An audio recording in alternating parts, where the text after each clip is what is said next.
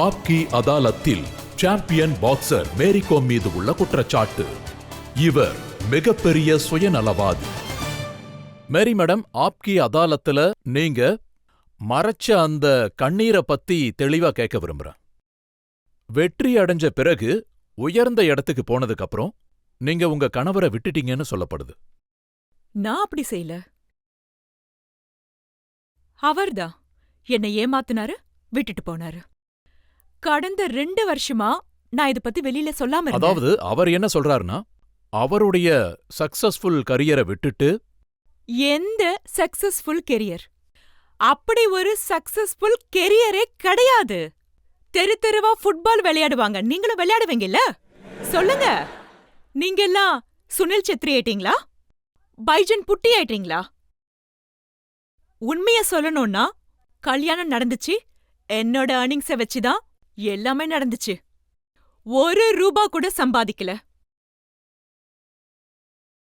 அவரு என்ன சொல்லியிருக்காருன்னா, அவரு வீடு பசங்கள பாத்துக்கிட்டாரு, அவர் வாழ்க்கைய தியாகம் பண்ணிக்கிட்டே இருந்தாரு, நீங்க மெடல் ஜெயிச்சுக்கிட்டே அப்படியெல்லாம் இருந்தீங்க. ஒண்ணுமே கிடையாது. என்ன தியாகம் பண்ணாரு? என் அம்மா இருக்காங்க, அப்புறம் உதவிக்கு பொண்ணுங்க இருக்காங்க. எல்லாமே அவங்க பண்ணுவாங்க. காலையில இருந்து சாயந்தரம் வரைக்கும் தூங்கிட்டே இருப்பாரு. வேலையே இல்லாத ஹோம் மினிஸ்டர். இவர் என்ன ஆம்பளையா இருப்பாரு? ஒரு பொண்ணு சம்பாத்தியத்துல உட்கார்ந்து சாப்பிடுறாரு. இது என்ன சொல்றது? எனக்கு இது ரொம்ப கஷ்டமா இருந்தது. நான் சம்பாதிச்சு எல்லாத்தையும் கொடுத்தேன். நான் அவர் மேல வச்சிருந்த நம்பிக்கை, ட்ரஸ்ட், ஃபெய்த். அதுக்கப்புறம் தான் எனக்கு தெரிய வந்துச்சு என் அக்கவுண்ட் காலியாக போகுதுன்னு. நீங்க சொல்றீங்க, நீங்க சம்பாதிச்சதெல்லாம் உங்க அக்கவுண்ட்ல இருந்து பணத்தை அவர் காலி பண்ணிட்டாருன்னு சொல்றீங்க. எல்லாத்தையும் காலி பண்ணிட்டாரு. அவ்ளோ வருஷத்துல நான் என்னோட அக்கவுண்ட செக் பண்ணதே இல்ல. நான் என் புருஷன் தானே, எல்லாமே நம்ம நல்லதுக்கு தான் பண்ணுவாருன்னு நினைச்சேன். எலெக்ஷன், மணிப்பூர்ல எம்எல்ஏ ஆகணும், எம்எல்ஏவா எலெக்ஷன்ல நிக்கணும். அவருடைய குற்றச்சாட்டு என்னன்னா, நீங்க தான் அவரை எலெக்ஷன்ல நிக்க வச்சீங்க. அப்படி ஒரு பொய்யான மனுஷனா இருக்கான். அலிகேஷன். நான் பாலிடிக்ஸ். எனக்கு உண்மையிலேயே என் லைஃப்ல உண்மையிலேயே சொல்லணும்னா பாலிடிக்ஸ், எனக்கு பாலிடிக்ஸ் சுத்தமா பிடிக்காது. நீங்க அவரை பிஜேபி லீடர்ஸ் கிட்ட கூட்டிட்டு போயிருக்கீங்க. இல்ல, சீட்டு நான் வாங்கி ஒன்னும் அவர் அங்க கூட்டிட்டு போகல. அவர்தான் என்ன ஃபோர்ஸ் பண்ணாரு. அவர் என்ன ஃபோர்ஸ் பண்ணி அந்த லீடர் கிட்ட, அமித்ஷா சார் கிட்ட, அவங்க கிட்ட என்ன கூட்டிட்டு போ, சீட்டு கேளு, அப்புறம் என் புருஷனுக்கு பிஜேபில ஒரு சீட்டு கொடுங்க, அப்புறம் ஒரு மினிஸ்டர் இருக்காரு, கிரண்ஜி மினிஸ்டர்னு நினைக்கிறேன், அமித்ஷா ஜி கிட்ட போனோம். என்ன எங்க எல்லாம் கூட்டிட்டு போனார் தெரியுமா? என்ன எல்லா இடத்துக்கும் கூட்டிட்டு போனாரு. எல்லார்கிட்டயும் சார் நேரடியாவே அத சொல்லிட்டாரு. மேரி, நீங்க நின்னா நான் கண்டிப்பா சீட்டு தரேன்னு. அப்போ அமித்ஷா மாதிரி பெரியவங்க சொல்லிருக்காங்க, மேரி கோம் நின்னா நாங்க சீட் கொடுக்கறோம்னு. ஆமா, அமித்ஷா சார் அத சொல்லல. ஒரு மினிஸ்டர் இருக்காரு, உபேந்திர யாதவ், அவர்தான் நினைக்கிறேன். அவரு ஏன் முன்னாடியும் சொன்னாரு, அவர் முன்னாடியும் சொன்னாரு, உங்க கணவருக்கு என்னால சீட்டு குடுக்க முடியாது அப்படின்னு. டிக்கெட் கிடைக்காமலேயே அவர் எலெக்ஷன்ல நின்னாரா? ஆமா, நின்னாரு. அவர் தேர்தல்ல நின்னா அது அவரோட இன்ட்ரெஸ்ட், என்னோட இன்ட்ரெஸ்ட் இல்ல. அது என் மேல இன்னொரு பெரிய குற்றச்சாட்டும் சுமத்துனாங்க, நான் ரொம்ப பேராசக்காரின்னு. அந்த டைம்ல எலெக்ஷன்ல நின்னப்போ என்ன பிரச்சனை வந்தது? 5-6 கோடி நான் அவர்கிட்ட கொடுத்துட்டேன். நான் அவரோட அக்கவுண்ட்ல போட்டுட்டேன். என்கிட்ட பணம் இல்ல, பணத்தை செலவு பண்ண வேண்டாம், இது என்னுடைய உழைப்புல வந்த பணம். நான் அவரை கண்ட்ரோல் பண்ண முயற்சி பண்ணிட்டு இருந்தேன். நான் அவருக்கு அந்த பணத்தையும் கொடுக்க விரும்பல. பட் நான் என்ன பண்றது? இப்படிப்பட்ட புருஷன் கிடைச்சிட்டாரே, வேற என்ன பண்றாரோ பண்ணட்டும் நினைச்சு அப்படியே நானும் கண்ணை மூடிக்கிட்டு அப்படியே விட்டுட்டேன். சப்போர்ட் பண்ண. அப்புறம் என்ன ஆச்சு? பணத்தை தண்ணி மாதிரி செலவழிச்சு ஜெயிக்க முடியல. தொகுதி மக்களோட அன்பா கலந்து பேச தெரியாது. நல்லா குடிப்பாரு, அப்படிப்பட்ட ஆளு. பெக் அடிப்பாருல, பெக் அடிச்சிட்டு குடிக்கும்போது அதுக்கு அப்புறம்தான் கொஞ்சம் வாய தொறப்பாரு. கொஞ்சம் கூட சிரிப்புங்கிறதே வராது. என் பேரை சொல்லி எவ்வளோ கடன் வாங்கியிருக்காரு. ஒரு குரூப்ல ஒரு லேடி கிட்ட வாங்கியிருப்பாரு, இன்னொரு குரூப்ல இன்னொருத்தங்கிட்ட வாங்கியிருப்பாரு. அட அட கடவுளே, நான் அந்த விஷயத்த கேள்விப்பட்ட உடனே எனக்கு ஷிவரிங் வந்துருச்சு. ஷிவரிங். What's going on? என்ன நடந்துகிட்டு இருக்கு? அட கடவுளே, இதுக்கு மேல இந்த மனுஷனோட என்னால சுத்தமா வாழவே முடியாது. நான் என்னுடைய வாழ்க்கைய சாக்ரிஃபைஸ் பண்ணேன். என்னோட பசங்கள அவன் பெருசா பாத்துக்கவே இல்ல.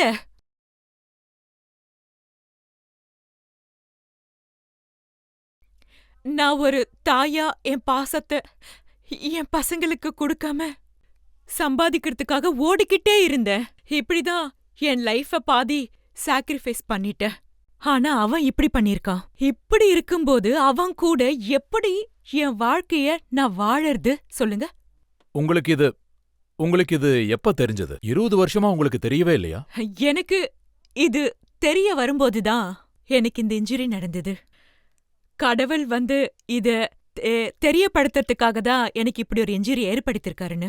ஒருவேளை கண்ணு கூட பட்டிருக்கலாம், எனக்கு அதெல்லாம் தெரியாது. ஆனா நடந்தது நல்லதுக்கு தான் எனக்கு தோணுச்சு. நீங்க சொல்றத பார்த்தா அக்கவுண்ட்ல இருந்து அவர் பணம் எடுத்துட்டே இருந்திருக்காரு, உங்களுக்கு தெரியவே இல்ல. ஆமா, ஒரு நாள் வந்து அவரு திடீர்னு, அதாவது ரொம்ப ஏர்லி மார்னிங் அவரு சீக்கிரமா எந்திரிச்சாரு. அப்பதான் எனக்கு என்னடா 12 மணிக்கு மத்தியானம் எந்திரிக்கிற மனுஷன் திடீர்னு இன்னைக்கு என்ன அதிசயம் நடந்துருச்சு அப்படின்னு யோசிச்சேன். என்ன அதிசயமா காலங்காத்தால சொல்லாம கொள்ளாம எங்க போயிட்டாருன்னு. நானும் வந்து உடனே வந்து என்னோட செக்யூரிட்டிங்க கிட்ட கேட்டேன் சார் எங்க போனாருன்னு. சார் வந்து அசுமன் கூட போனாருன்னு. அவர் வந்து என்னுடைய பிஏ, அவரு கூட சேர்ந்து போயிருக்காரு. எதுக்கு போனாருன்னு கேட்டேன். எனக்கு தெரியாதுன்னு சொன்னாங்க. அவங்களுக்கு என்ன தெரியும்? அதுக்கப்புறம் நான் உடனே ஃபோன் பண்ணேன். அவரோட ஃபோன் ஸ்விட்ச் ஆஃப்னு வந்துச்சு. அவரு எப்பவும் ஃபோன் ஸ்விட்ச் ஆஃப்ல வைக்க மாட்டாரு. ஆனா அன்னைக்கு ஃபோன் ஸ்விட்ச் ஆஃப்ல இருந்தது. நான் வந்து திரும்ப ட்ரை பண்ணேன். அப்பவும் ஸ்விட்ச் ஆஃப்ல தான் இருந்தது. நான் என் பிஏக்கு நான் ஃபோன் பண்ணேன். நீங்க எங்க இருக்கீங்கன்னு கேட்டேன். சார் கூட இருக்கேன்னாரு. நான் எங்க போயிருக்கீங்கன்னு கேட்டேன். பேங்க்குன்னு சொன்னாரு. எனக்கு உடனே தோணுச்சு மேனேஜருக்கு கால் பண்ணி எதுக்கு வந்திருக்காருன்னு கேட்டேன். அதுக்கப்புறம் நான் மேனேஜருக்கு ஃபோன் பண்ணேன். அவரு சொன்னாரு சார் வந்திருக்காரு, 10 லட்சம் ரூபாய் எடுத்தாருன்னு. சரி, நான் எதுவும் சொல்லல. எனக்கு புரிஞ்சு போச்சு. அங்க போய் எவ்ளோ வித்ட்ரா பண்ணிருக்காருன்னு எனக்கு தெரிஞ்சு போச்சு. அதுக்கப்புறம் பணத்தை வித்ட்ரா பண்ணதுக்கு அப்புறம் வெளியே வந்துட்டாருன்னு நினைக்கிறேன். என்னோட பிஏ வந்து சொல்லியிருப்பாங்க, மேடம் வந்து கால் பண்ணாங்கன்னு, ஃபோன் ஸ்விட்ச் ஆஃப்ல இருந்தது அப்படி இப்படின்னு ஏதோ சொல்லியிருப்பாருன்னு நினைக்கிறேன். அப்புறம் உடனே எனக்கு கால் பண்ணி சொல்றாரு, நாங்க இப்ப பேங்க்ல இருக்கோம், என்னுடைய அக்கவுண்ட் பழைய அக்கவுண்ட் அதை நான் க்ளோஸ் பண்ண வந்தேன். அதை நான் க்ளோஸ் பண்ணிட்டு அதுல என்ன பேலன்ஸ் இருக்கோ, அந்த அக்கவுண்ட்ல என்ன பேலன்ஸ் இருக்கோ அதை எடுத்துக்கிட்டு வரேன்னு சொன்னாரு. அப்படி சொல்லிட்டு ஃபோன் பண்ணிட்டு இந்த விஷயத்த என்கிட்ட சொன்னாரு. போய் சொல்றாருன்னு எனக்கு தெளிவா தெரிஞ்சிருச்சுல. பேங்க் மேனேஜர் என் அக்கவுண்ட்ல இருந்து 10 லட்சம் ரூபாய் எடுத்த விஷயத்த அவர் சொல்லிட்டாரு. இவர் வந்து என்கிட்ட அக்கவுண்ட் க்ளோஸ் பண்ண போறேன்னு சொல்றாரு. அக்கவுண்ட்ல இருந்து எவ்வளவு எடுத்தேன்னு சொன்னாரா? வீட்டுக்கு வந்தாரு. வந்து 30,000 10 லட்சம் ரூபாய் எடுத்துட்டு உங்ககிட்ட 30,000 சொல்லிருக்காரு. ஆமா, அதுவும் அவருடைய பழைய அக்கவுண்ட்ல இருந்து எடுத்துதா சொன்னாரு. பழைய அக்கவுண்ட்ல இருந்த அக்கவுண்ட க்ளோஸ் பண்ணிட்டு பேலன்ஸ் இருந்த 30 எடுத்திருக்கேன்னு சொன்னாரு. 30,000 என்னுடைய பழைய அக்கவுண்ட்ல இருந்து எடுத்து இந்த நீ யூஸ் பண்ணிக்கோன்னு கொடுத்தாரு. நான் நினைச்சேன் அப்படியா, ஒரு தடவை மட்டும் இல்ல, திருப்பி சேம் ரிப்பீட்டட்லி அதே தான் பண்ணாரு. அப்ப நான் முடிவு பண்ணிட்டேன். அப்ப இருந்து எல்லாம் உங்களுக்கு ஒரு முறை புரிஞ்சிருச்சு, பேங்க் மேனேஜர் சொல்லிருக்காரு. அதுக்கப்புறம் நீங்க அவரை கவனிக்க ஆரம்பிச்சிருக்கீங்க. அப்புறம் தான் உங்களுக்கு தெரிய வந்திருக்கு உங்க அக்கவுண்ட்ல இருந்து தொடர்ந்து பணத்தை எடுக்கிறாரு. ஆமா, ஒரு தடவை வந்து நான் அவரை ரெட் ஹேண்டடா புடிச்சிட்டேன். நல்லா சிக்கிட்டாரு. நீங்க ரெட் ஹேண்டடா பிடிச்சதும் உங்களுக்கு தெரிய வந்திருக்கு. இதுக்கு முன்னாடி உங்ககிட்ட சொல்லாமலேயே இதே மாதிரி பணத்தை எடுத்துட்டு இருந்திருக்காரு. அவர் வந்து இதுக்கு முன்னாடியே அப்படி பண்ணிருப்பாரு. நான் வந்து எனக்கு இன்ஜுரி ஆனதுக்கு அப்புறம் 2 தடவை நான் புடிச்சேன். மேடம், உங்களுக்கு இன்ஜுரி ஏற்படலன்னா, வீட்ல இல்லாம இருந்தா, அவர் ஏர்லி மார்னிங் பேங்க்குக்கு போகாம இருந்தா, போன் ஆஃப் பண்ணாம இருந்தா, பேங்க் மேனேஜர் கிட்ட பேசாம இருந்தா, ஆமா. உங்களுக்கு இது தெரிய ஆமா, எனக்கு வந்திருக்காது. தெரிஞ்சிருக்காது. இப்படி ஒரு மோசமான சூழ்நிலை ஏற்படும்னு நான் எதிர்பார்க்கவே இல்ல. ஆனா நான் எனக்கு ரொம்ப வேதனையா இருந்தது. நான் ஒரு பெண், எனக்கு பசங்களும் இருக்காங்க. நீங்க கேள்விப்பட்டிருப்பீங்க, பசங்களும் அவர் கூட இருக்காங்கன்னு. பசங்க ஏன் கூட இருக்காங்க. இதையும் அவர் சொல்லியிருக்காரு. 2 விஷயம் ஆமா. சொல்லியிருக்காரு. ஒன்னு வந்து என்ன ரைட். சொன்னாருன்னா, எனக்கு தெரியும்ல என்ன அலிகேஷனா இருக்கும்னு. Thank you thank you. பசங்களையும் முன்னிலைப்படுத்தி A to Z எக்ஸ்பெண்டிச்சர் நான் தான் செலவு பண்ணேன்னு சொல்லிருக்காரு. அப்படிதான் ஸ்டேட்மெண்ட் எடுத்திருக்காரு. அவ்ளோ குற்றச்சாட்டு. என் மேல வாய்க்கு வந்த பொய்யெல்லாம் சொல்லிருக்காரு. பசங்க என் கூட தான் இருக்காங்க. அவங்களோட எல்லா செலவுகளும், அப்புறம் ஸ்கூல்ஸ் எல்லாம், பேசிக்ல இருந்து பெரிய லெவல் வரைக்கும் ஸ்கூல் ஃபீஸ், இது எல்லாத்தையும் நான் தான் வந்து செலவு பண்ணிருக்கேன். தனியா, தனி ஆளா. I am doing alone. எனக்கு துணியா யாரும் வந்து நிக்கல. அம்மா அப்பா யாருமே வந்து என் கூட நிக்கல. எனக்கு யாருமே வரல. எனக்கு கல்யாணம் ஆனதுல இருந்து எல்லாமே நான் தனியா தான் ஹேண்டில் பண்ணிக்கிட்டு இருக்கேன். We are salute, madam. Thank you. நீங்க என்ன சொல்ல வரீங்கன்னா, பசங்களுக்கு சாய்ஸ் கொடுக்கப்பட்டுச்சு. அவங்க அப்பா கூட இருக்க போறாங்களா, இல்ல அம்மா கூட இருக்க போறாங்களான்னு. டைவர்ஸ்க்கு அப்புறம் பசங்க உங்க கூட தான் இருப்பேன்னு முடிவெடுத்திருக்காங்க. ஆமா. பசங்களே வந்து நேரடியா என்கிட்ட ப்ராமிஸ் பண்ணாங்க. நாங்க வந்து அவர் கூட இருக்க விரும்பல, உங்க கூட தான் இருக்க விரும்புறோம்னு சொன்னாங்க. அதாவது உங்க எக்ஸ் ஹஸ்பண்ட் என்ன சொல்றாருன்னா, அவர் உங்களுக்கு முழு சப்போர்ட் பண்ணிருக்காரு. நீங்க என்ன வேணாலும் பண்ணலான்னு முழு சுதந்திரம் கொடுத்திருக்காரு. சுதந்திரம் கொடுத்துட்டோன்னு சுலபமா சொல்ற விஷயம் இல்ல. என்ன வந்து கெட்டவளா எல்லாரும் முன்னாடியும் காட்டி அப்படிப்பட்ட குற்றச்சாட்டுகளை சுமத்துற அளவுக்கு நான் மோசமானவ கிடையாது. நான் வந்து ப்ரூவ் பண்ணி காட்டியிருக்கேன். அவரு ஒரு பேர் சொல்லியிருக்காரு, உங்க பிசினஸ் பார்ட்னர் ஹிதேஷ் சௌத்ரி. போயிட்டாரு அவர் கூட போயிட்டாரு. உங்களுக்கு affair அவர் இருந்துச்சா? எப்பவோ போயிட்டாரு. அவர் போயிட்டாரு. எங்க போனாரு? அவரை நான் முன்னாடியே டிவோர்ஸ் பண்ணிட்டேன். எனக்கு டிவோர்ஸ் ஆனதுக்கு அப்புறம் அவரே வந்தாரு இந்த புது குற்றச்சாட்டுகளோட. அந்த டைம்ல, அந்த கடந்த 2 வருஷத்துல வந்து, சார் நான் உண்மைய சொல்றேன், அந்த 2 வருஷத்துல நான் அமைதியா நிம்மதியா இருந்தேன். டிவோர்ஸ் ஆயிடுச்சுன்னு அவங்க வாழ்க்கைய பாத்துக்கலான்னு முடிவு பண்ணிட்டோம்.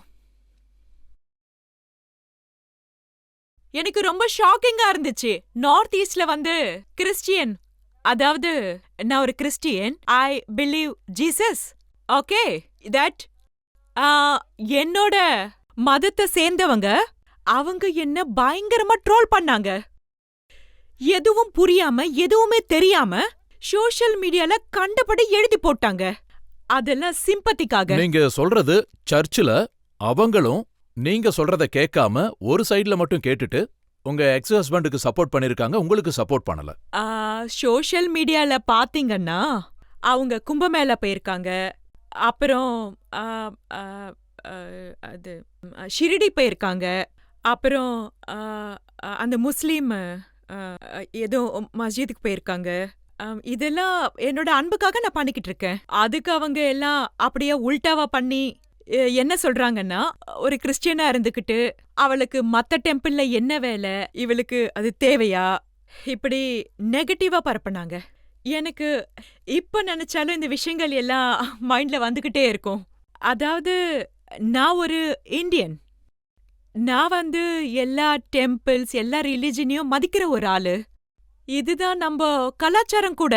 இப்போ ஒரு செலிபிரிட்டி எடுத்துக்கோங்க, அதாவது இப்போ அமிதாப் சார் எடுத்துக்கோங்க, நம்ம பிரைம் மினிஸ்டர் எடுத்துக்கோங்க.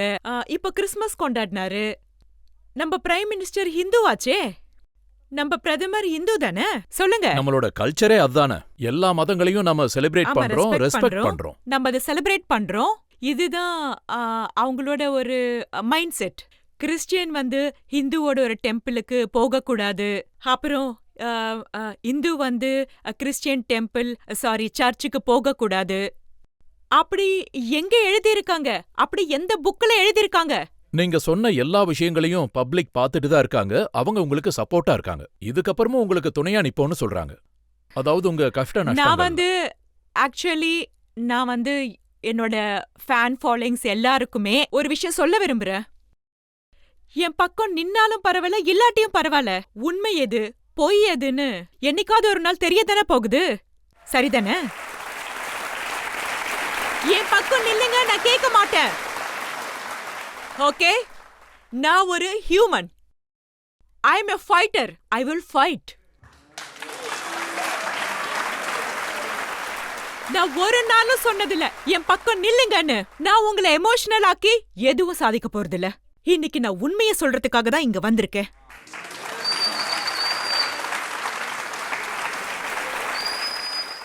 மேரிகோம், இன்னைக்கு நீங்க உங்களோட எல்லா வலிகளையும் மக்கள் முன்னாடி வச்சிருக்கீங்க. உண்மைய மக்களுக்கு சொல்லிருக்கீங்க. உங்களோட முழு வாழ்க்கை பயணத்தை பார்க்கும்போது உங்களுக்கு அடிக்கடி காயங்கள் ஏற்பட்டிருக்கு. நிறைய நடந்திருக்கு, நிறைய இன்ஜஸ்டிஸ். ஆனா நான் எதுக்கும் சார், நான் உங்களை பார்த்தா பயப்படுவேன், உங்க ப்ரோக்ராம பார்த்தா பயப்படுவேன். ஆனா சரி, டேக் நான் யார பார்த்தும் பயப்பட மாட்டேன். இதுதான் மேரிகோம். நான் ஃபைட் பண்ணிக்கிட்டே இருப்பேன். நீங்க எப்பவும் சொல்லுவீங்கல்ல, நீங்க வருத்தமா இருந்தாலோ அப்செட்டா இருந்தாலோ பாட்டு பாடுவீங்கன்னு. நீங்க உங்களுக்காக என்ன பாட்டு பாடுவீங்க? क्या पता इन्हें के लिए आंखें तरस जाएंगी, जाने कब गुम हुआ कहाँ खोया, एक आंसू छुपा के रखा था, तुझसे नाराज नहीं जिंदगी, हैरान हूँ मैं, हो हैरान हूँ मैं. Thank you. சீரியஸ்லி, உங்களோட அன்பு, ஆதரவு எல்லாத்தையும் கொடுத்திருக்கீங்க. என் வாழ்க்கையில நான் அதை மறக்கவே மாட்டேன். நான் உயிரோட இருந்தாலும் இல்லைனாலும், நான் ஒருவேளை இல்லைனாலும் நான் மேல போய் உங்களுக்கு சல்யூட் பண்ணுவேன். நான் இதை மறக்க மாட்டேன்.